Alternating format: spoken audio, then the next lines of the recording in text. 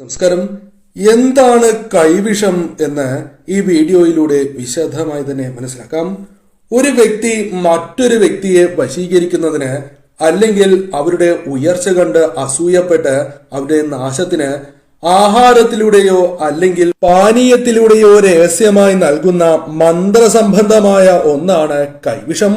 വശ്യം, ലാഭം, അടിമപ്പെടുത്തൽ, ദ്രോഹം എന്നീ വിവിധ ഉദ്ദേശങ്ങൾക്കായാണ് സൂത്രത്തിൽ കൈവിഷം നൽകുക. അതിനാൽ ശ്രദ്ധിക്കേണ്ടതായ കാര്യങ്ങളുണ്ട്. ആരാണോ കൈവിഷം നൽകുന്നത് അവർക്ക് താൽക്കാലികമായ ലാഭം മാത്രമാണ് ഉണ്ടാവുക. അവരുടെ സന്തതി പരമ്പരകളെ അത് ബാധിക്കും. രോഗദുരിതങ്ങൾ, സാമ്പത്തികമായ നഷ്ടങ്ങൾ, ജീവിതത്തിൽ വളരെ ദോഷകരമായ കാര്യങ്ങൾ അവർക്ക് സംഭവിച്ചുകൊണ്ടേയിരിക്കും.